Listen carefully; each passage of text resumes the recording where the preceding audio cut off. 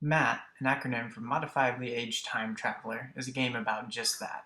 A time traveler who's traveling across time and space when, due to a lack of maintenance, his spaceship starts falling apart, scattering pieces over the planet. MAT is set on planet Earth, sometime after the fall of humans, and the player must traverse the ruins of human civilization, collecting various pieces of MAT's spaceship that were scattered in the crash in order to repair the ship and get him back home. MAT was designed and developed over a 4-month period by 4 of my fellow classmates from Full Sail University Online and myself. The controls for MAT are very simple, including nothing more than a left and right input, a button for jumping, and 3 other action buttons for switching between ages.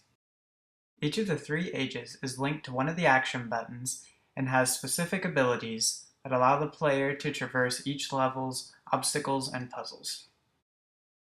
The main mechanics in MAT are designed around the protagonist's fictional age-changing module, which allows him to switch between 3 specific ages. The child can fit in the small places and climb vines. The adult is the fastest, strongest, he can push objects and jump the highest, and the elder can avoid certain obstacles such as the arrow trap, the spikes, and can float from high distances to avoid taking damage from falling.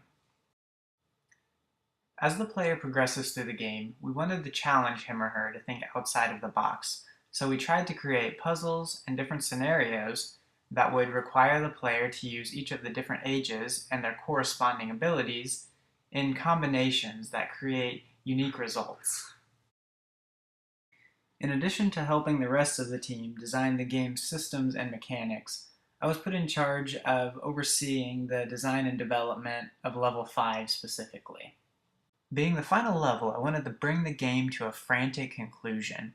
Everything about Level 5, even down to the geometry, is jagged and cramped and makes the player just want to get it over with. There's hot lava and falling platforms, and I really wanted to challenge the player to use all of the abilities that he or she has learned throughout the entire game. When designing Level 5, I started off with a few puzzles that I knew I wanted to include, and then I spaced them out and filled in between with more of your classic action-based platforming. And in this way, I created an alternation between physical agility and mental dexterity. Finally, I concluded Level 5 with a lava chase that continues to challenge the player to use each of the different ages and their abilities in various combinations, but now also including a time constraint. The player must make decisions and react quickly. As you can see here, as the lava rises, Matt is challenged to work upward and escape the volcano.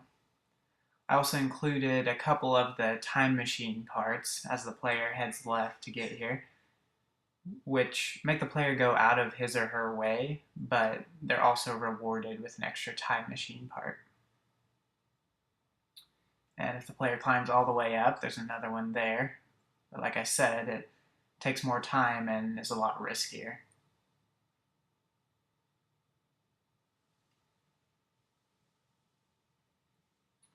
And if the player is fast enough, he or she can make it all the way to the top and grab that last time machine part and get teleported out of the volcano just in time.